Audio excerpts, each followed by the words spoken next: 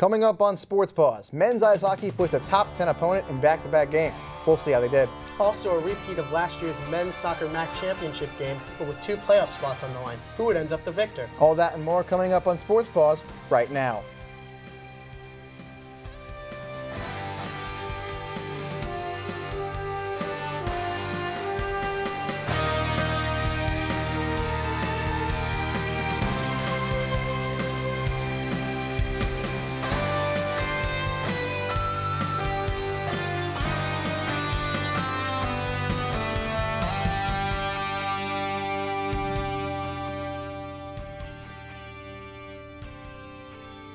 Hello everyone and welcome to Sports Paws. I'm Giovanni. And I'm Cliff Nadel. I have to say, Gio, there were a lot of big matchups this weekend. Yeah, right you are, Cliff. Women's ice hockey played 2 home games against Maine, while head coach Rick Seeley said this could be his best team yet. But the men's team played a home-and-home series against the 9th-ranked UMass Lowell Riverhawks. What should we expect from the UMass Lowell? Q30 Sports' Victoria Rutigliano scouted the Riverhawks earlier in the week. If the Bobcats want to defeat them, they have to make sure they can slow down UMass Lowell's game because they play fast pace. They take huge advantage of turnovers in their offensive zone. So if the Bobcats want to change that, they need to make sure they don't give away turnovers in their own defensive zone. The Quinnipiac Bobcats take on the UMass Lowell Riverhawks in the first game of the home-and-home series from the Zonga Center. Let's get the action underway. In the first period, Chris Menicia passes it to Robert Francis, who passes it back to Menicia, who scores at the top right corner of the goal. UMass Lowell takes an early 1-0 lead. In the second period, Quinnipiac commits a turnover, and C.J. Smith takes the puck and gives it back to Michael Kapla, who shoots and scores. UMass Lowell is now up 2-0. Quinnipiac's now on the power play when Matthew Pekka takes a shot and it hits the post, but Sam Annis is there to follow up with the rebound and score his 3rd goal of the season. Talk about good positioning, Cliff. Quinnipiac trails 2-1. In the third period, Evan Campbell skates past a bunch of Bobcats defenders, but Smith gets the rebound and puts it in the back of the net. The Riverhawks extend their lead to 3-1. UMass Lowell now continues the momentum when Jake Sutter goes and shoots off Michael Gartig, but Francis gets the rebound and shoots while he's falling down. The UMass Lowell now leads 4-1. Quinnipiac now tries to put their own pressure when Cannon passes to his brother Bo Pieper, who finds Justin Agosta, who scores his first career college goal. Now Smith makes a pass wide to a wide open Joe Gambardella, who scores. Now UMass Lowell's up 5-2. Later in the third period, Matthew Pekka passes it to freshman Andrew Taverner, who scores his first career college goal. UMass Lowell adds another empty net goal, and they win the game 6-3. Both coaches spoke after the game. We're still forming our identity, and the character reveals itself, and we wanted to have a good third period. You know, we didn't talk about 4 goals, but you're very glad when you can execute offensively. However, it was a good testament to what they can do in the third period, and now playing on the road tomorrow will be an excellent test for us. I don't know if we can play much worse than that. I thought we were really poor. We really struggled in all areas of the game. It was a disappointing effort. I think our mental preparation for the game was poor. That first period, we were just in panic mode. It wasn't just our freshmen. We had, right across the board, we were in panic mode the whole game, and we got some really good hockey players and that have played a lot at a high level in Frozen Fours that just need to settle down and make plays. Well, Cliff, after they lost to the Riverhawks at Massachusetts, the Bobcats would finished home-and-home series back at the High Point Solutions Arena. Sean Lawrence will be starting the game instead of Michael Gartig for this one. And early on in the first period, Lawrence tries to clear the puck from behind the net, gets decked by a Riverhawks player. He'll be able to skate back to his net, but in a few seconds, you're going to see Evan Campbell wind up and take a shot and score a goal for Riverhawks, giving them a 1-0 lead.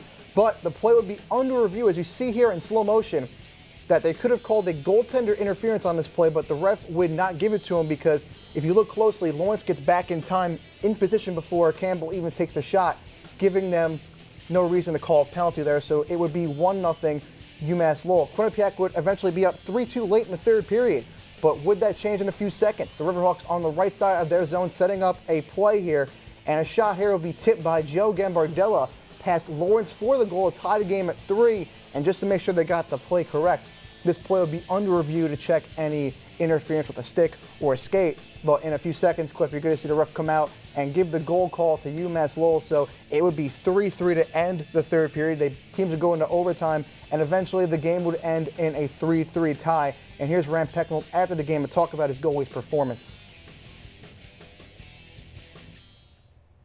I mean, Gartig's got an 8-10, so we'll give the kid a shot. I thought he was pretty good. I'm sure he'd like to have that last one back.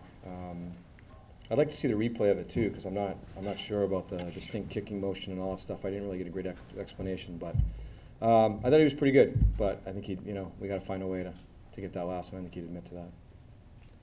USCHO.com released their men's Division I Hockey Weekly poll on Monday. Quinnipiac dropped 2 spots from last week's poll from 15 to 13, while UMass Lowell jumped up 2 places from 9 to 7. The top 3 teams from last week's poll in Minnesota, Union, and North Dakota were able to keep their positions in the top 3. Colgate jumped up from 2 places from last week's poll and is now the number 4 team in the country. Ferris State moves down 4 places after being shut out by St. Lawrence. And we're now going to bring in our hockey analyst, Mark Spillane, to talk about what happened this weekend. Mark, how are you doing today? Thanks for having me, guys. Always a pleasure, Mark. Now, would you be able to quickly recap what happened with these games this weekend? Well, the Friday game was just simply a matter of Quinnipiac being outskated by UMass Lowell. The Riverhawks jumped on them early, and the Chris Menicia goal. I mean, what was Justin Augusta doing on that backhanded pass without looking to start the odd man rush the other way for the goal? And then from there, things just spiraled out of control. The Bobcats finally got on the board with the Sam Annis goal, but that one was one where it hit the pipe, bounced right to him, had a wide open net. Really not much he did to create that one on his own. Matt Peckett did a nice job, however, putting the puck on net, but then 4 goals in the third period. You can't allow that, even with one being an empty netter. By then, the game was out of hand. Saturday was a little bit different. They played a little bit better, and I thought they played a better game than the Riverhawks. They had the shot advantage 38-22, but key mistakes again. Devon Taves had another rough night. Dan Federico had another rough night, very uncharacteristic of him, considering he's been one of the best Bobcats defenders in the first 3 years of his career. And they just made some dumb plays. Connor Clifton had 3 penalties, kept putting his team in a hole. And Sean Lawrence got the start in place of Gartig, as you guys mentioned in the highlights, and he played pretty well. He even stopped a few breakaways, but he didn't get a whole lot of help. And Mark, how did you think both goalies performed over the 2 games this weekend?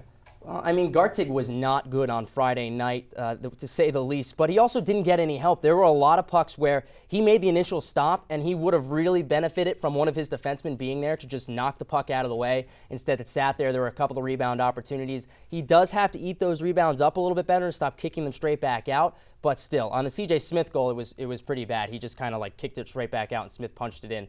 Same thing with the Francis goal. Those were both rebound opportunities, but still, he could have benefited from some defensive help. And then Lawrence didn't get any defensive help, really. Both of the goals, the first 2, were scored off of defensive turnovers from Quinnipiac's defensemen, good defensemen at that. And then the two breakaways that I mentioned, he stopped both of those, so it could have been a lot worse, but he played pretty well in his first start. And one more question before we let you go, Mark. Is there anything the team could improve on in the upcoming games? There's a lot to improve on. I mean, I just mentioned some things. They need to start being a little bit tighter defensively. The offense is still all out of whack. They've been switching lines like crazy. Even tonight against UConn, they switched a lot of lines around. Another game they lost 4-1. Just ended before we came on the air, guys. So they need to find some sort of camaraderie up front. The top line of McMaster, Annis, and Pekka has been really good, but other than that, nobody's really producing. Landon Smith has made a few nice plays, but he moved down to the third line tonight. They've been all over the place offensively, and they need some help from their defense, and they need a goaltender to step up. Tonight, Gartig started, let up 2 goals on 9 shots, was pulled. Lawrence went in, let up a goal. He got pulled right back out. Gartig went right back in. So these guys one of them needs to take control of the starting job, take that confidence, and run with it, because right now they need help on the back end. Great, thanks a lot, Mark. When Sports Paws returns, men's soccer hosts Monmouth with playoff implications on the line, while women's soccer played a double overtime thriller against conference rival Marist, and rugby faces a team that head coach Becky Carlson has old ties to. Don't change the channel. Sports Paws will be right back.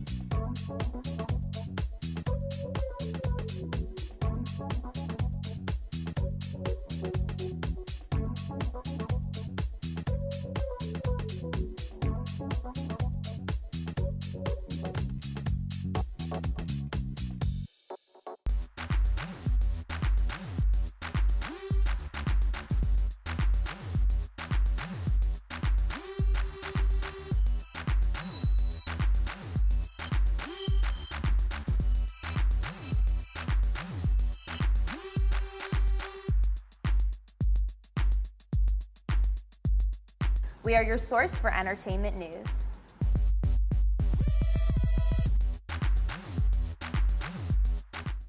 Welcome to Joya Spa and Salon in Hamden. Whether you want a new look or the perfect wedding day hair, come to us for complete hair and nail care, cuts, styles, updos, extensions, and beautiful dimensional hair color, as well as manis and pedis, acrylics, gels, and shellac. Treat yourself to a facial, a peel, or microdermabrasion. Relax with a variety of massage techniques, including Swedish and hot stone massage. Joya Spa and Salon. Call today.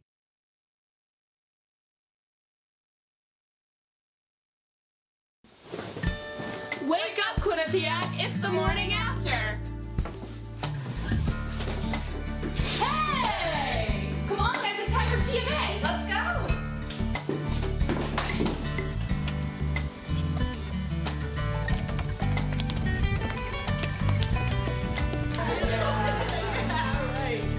What's the morning after? Mondays at 10, only on Q30!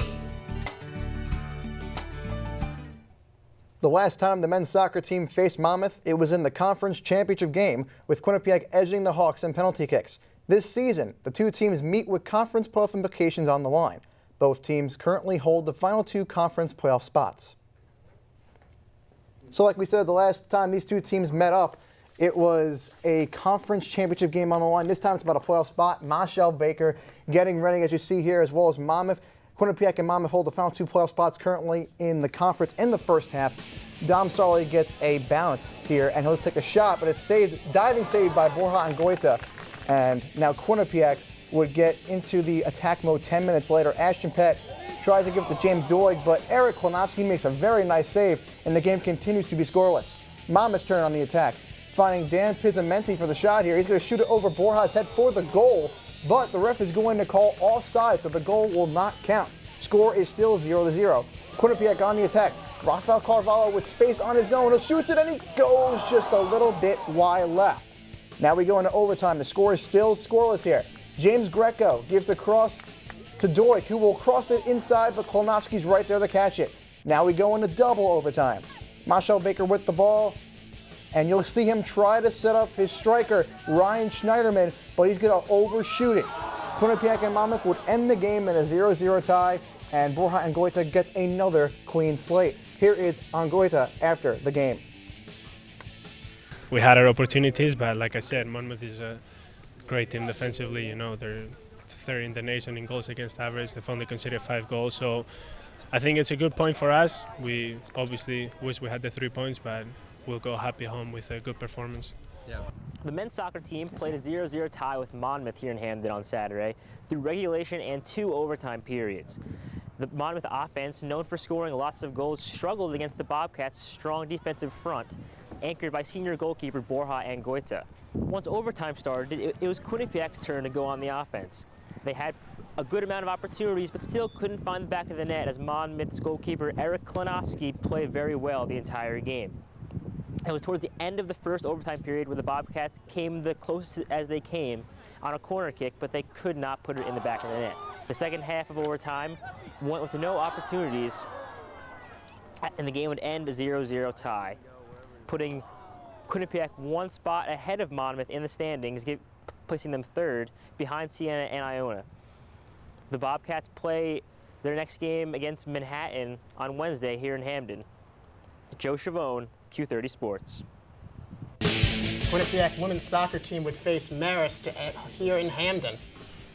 Let's get the action underway. The Bobcats took an early lead in the first half, but now there's 3.9 seconds left and they lead 1-0 when Marist gets the equalizer off a late corner, sending the game into overtime. And now in the second overtime, Jessica Fontaine dribbles the ball around the defender, tries to chip the keeper. The goalkeeper can't keep a hold of the save, but Nicole Erickson puts it in the back of the net, and the Bobcats win the game 2-1.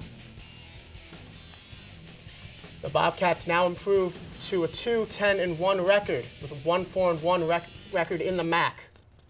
And the Eastern Illinois Panthers were one of the first Division I women's rugby programs in NCAA history. Women's rugby head coach Becky Carlson is an alumnus of the university.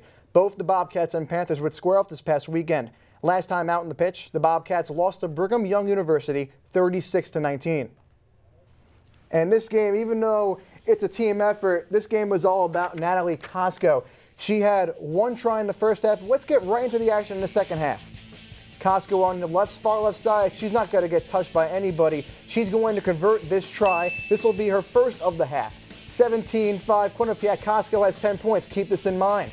Now Costco on the right side of the pitch. She's going to slide in. 15 points for Costco. 38-5 Bobcats. But wait, there's more. Costco, once again on the right-hand side, nobody is going to stop her here. She will convert yet another try. 20 points for Costco, 59-5 Quinnipiac. I guess you love that ding sound, Cliff. Yeah, I do love that sound. I'm glad you do. And more action in the second half. You're going to see Costco wide open on the left side. Does this team not know how to stop Natalie Costco? Because once again, Cliff, that is another try. 25 points for Costco. It is 64-5 Bobcats. But Costco's game would come to an end here. You see her get tackled pretty hard.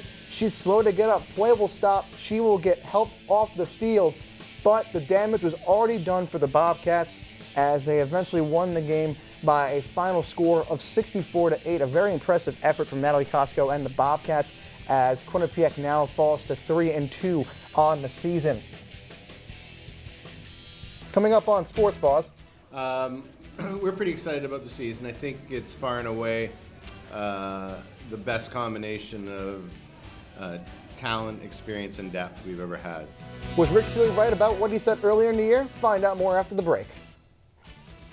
Welcome to A Sheer Sensation, North Haven's premier cosmetology service, located at 140 Washington Avenue, minutes from Hamden. We offer an array of services from basic cuts and colors to lash extensions and formaldehyde-free keratin treatments. We also provide hair chalk and styling for men. When you spend $60, your Q card will get you 10% off. Call us at 203-239-6477 to make your next appointment at A Sheer Sensation. Okay, so highlights for this week look pretty solid. Men's hockey versus Yale, men's basketball Iona. Got some pretty nice graphics too, some OTSs, full screens. Yeah, and I was also thinking for a feature idea, we could do something about head coach Rand Pecknell from the men's ice hockey squad with the new year and new players. Yes, that definitely sounds good. Yeah. Young team. Wait a minute. Where's Mike? What's up, guys? Sorry I'm late. What are you doing? What? Freshman. Welcome to Joya Spa and Salon in Hamden. Whether you want a new look or the perfect wedding day hair, come to us for complete hair and nail care, cuts, styles, updos, extensions, and beautiful dimensional hair color, as well as manis and pedis, acrylics, gels, and shellac. Treat yourself to a facial, a peel, or microdermabrasion. Relax with a variety of massage techniques, including Swedish and hot stone massage. Joya Spa and Salon. Call today.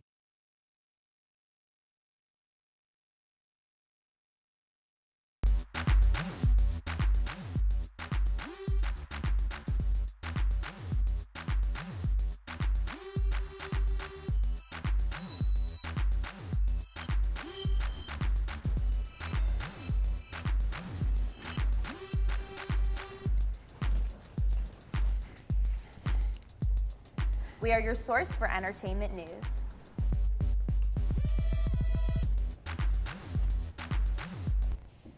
Bobcats would take on the Maine Black Bears twice this weekend at home. This was game one. Chelsea Layton has not given up a goal yet all season. Here you see Taylor Cianfrano getting ready, and the Bears would start Tracy Megan in the first game. 5.5 minutes into the first period. With the puck down low, you got to see Taylor Cianfrano, who I mentioned a few seconds earlier, wrap it around past Megan for the goal, and the Bobcats take an early 1-0 lead. Cianfrano's third goal of the season, but not even minutes later, Nicole Connery will take it down to the net, shoot it, and Cianfrano is there with the rebound. Her second goal of the period. The Bobcats are now up 2-0. 12-22 into the second period. Quinnipiac with yet another score. Turnover here for the Black Bears. Emma Woods with the windup, shoots it, scores, and QU now is up 3-0. And now a minute left in the second period. You're going to see Nicole Brown here feed it to Erica Uden-Johansson with the breakaway. And guess what, Cliff? It's a goal.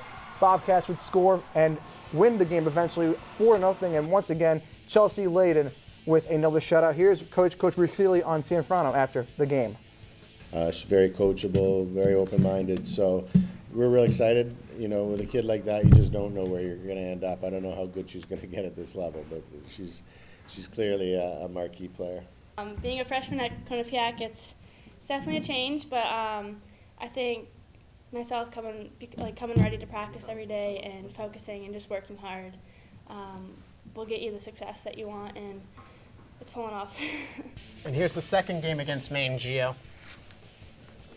This game involved a lot of opportunities for the Bobcats. They had 43 shots during this game, and here's an opportunity in the first half when the Bobcats take a shot. And Erica Johansson sees an open net, but isn't able to put it in the back of the net.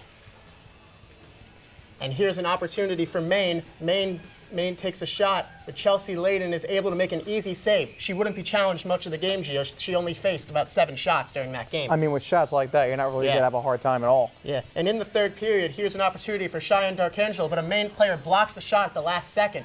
And here we see TTC Infrano on a breakaway, and she shoots and scores. And now the Bobcats take a 1-0 lead, her 5th goal of the season. Not really a shocker there, Cliff. You just saw her wind up. You knew it was going to be a goal the moment she sat with the puck. And here's Nicole Connery with the empty netter to seal the game, and the Bobcats win the game 2-0. The Bobcats remain undefeated in the season, and senior goalie Chelsea Layden and freshman Taylor Cianfrano were both awarded ECAC weekly awards this week. Layden won the conference goaltender of the week, while Cianfrano took home rookie of the week. Layden shut down the Maine Black Bears both times this weekend and has not allowed a goal this season. Cianfrano netted 3 goals this past weekend, including 2 game winners. She has 5 goals in her first 4 games of the season. And now we bring in our women's hockey analyst, Gabbi Riggi. Gabbi, how are you doing today? I'm doing really good tonight, guys. Thank you. All right, no problem, Gabbi. Now, earlier before we went to break, we mentioned how Rick Seeley said that this might be his best team yet. Do you agree with this or no? I absolutely agree with Coach Seeley. I said this once I saw the polls come out for the preseason. I think the women's team is going to be the best of the 4 teams for the winter sports here at Quinnipiac. As he said in his press conference for the news, that he said that this team had a great deal of depth. He had a great deal of experience, and this team does have so many different facets. I think the best facet of this team is something that's most underrated, which is their defense. They're returning 5 of their women from last year, and Alicia Barry has stepped in beautifully as that third pair defender. This defense, they're flying in under the radar, but they're the real catalyst for this team, I think, this year. Even without a Kelly Babstock type player, Gabbi, you think this team is better than the team that we saw last year?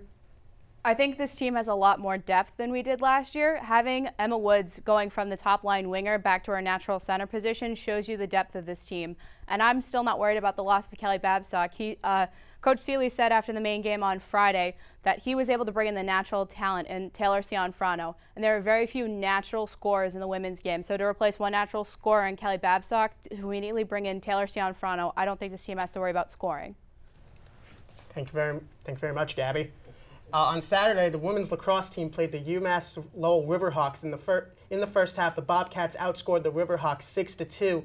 The second half was similar to the first, where the Bobcats outscored UMass Lowell 8-4, winning by a final of 14-6. The Bobcats were led in points by former women's ice hockey player Kelly Babstock, who had 4 goals and 4 assists. Kyra Ochwat was second in scoring for the Bobcats with 3 goals. Goalie Kyle Larkin was credited with the win and saved 5 shots. The team finishes its fall schedule Saturday against the Manhattan Jaspers. Earlier in the week, NBC Sports released its men's basketball mid-major power rankings for this season, and some of the teams on the list face Quinnipiac this year. Q30 Sports' own Dylan Fearon talks about his reaction to the rankings and how the Bobcats fare heading into the new year. Thanks, guys. This poll is very interesting because it includes the West Coast Conference aside from Gonzaga and BYU, 2 teams that had more than 22 wins last year. The Missouri Valley Conference was also eligible for the poll, with the exception of Wichita State, a #1 seed in the NCAA tournament last year. Now, if you look at the poll, Ivy League squad Harvard is on top, and rightfully so. The Crimson return their core, which has a ton of experience. Harvard has won a game in the NCAA tournament in the last 2 years, and they upset New Mexico and Cincinnati in the regular season. If they can stay healthy, they will be a top 25 team in the country for sure. Moving down the list, Georgia State comes in at second, followed by Louisiana Tech out of the Conference USA. New Mexico State and Murray State at number 5. Murray State is a team to watch closely because they won the CIT over Yale, they won the Ohio Valley Conference regular season last year, and they returned their top 4 scorers from a year ago. The Racers are definitely going to be making a lot of noise this season. A couple of teams in the poll that really caught my eye were Iona at 11 and Yale at 13. Iona has won 20 games or more in the last 4 seasons, and they returned who I think is the best scorer in the MAAC in junior AJ English. The Gales are once again the favorite to win the MAAC, which is always super, super competitive. Yale might not be the favorite to win the Ivy League this year, with Harvard expected to take the title, but don't sleep on the Bulldogs. Yale made it all the way to the CIT Championship game against Murray State last year, and they were the only team to beat Harvard in conference play. They also bring back a huge portion of their front line, which is headlined by Justin Sears, who didn't play in the CIT Championship game last year. Now, what really interested me the most were the teams in the other receiving votes category. Manhattan, who almost beat Louisville last year in the tournament, and Siena, a team that won the CBI last year, are in that category, and it just shows you how good some of these mid-major teams are. Manhattan has brought in transfer Jermaine Lawrence from Cincinnati, and Siena returns everybody. Now, Hofstra is also very intriguing as they basically bring in a brand new squad. The Pride has 4 freshmen on the roster and also 2 transfers from Niagara and 1 from Southern Methodist, all who sat out last year after transferring. They also have 4 players at 6'8" and taller. This team is one to definitely keep your eye out for. Guys, the mid-major is no joke. They can compete with the teams in the top conferences in the country. Gio, Cliff, back to you. Thank you, Dylan, and that will do it for another week in Quinnipiac Sports. For more information on QU Athletics, follow us on Facebook and Twitter at Q30 Sports, and don't forget to check out our website at www.q30television.com. For all the producers behind the scenes, our talent, and our crew, he's Cliff Nadel. I'm Giovanni Mio. We'll see you next week.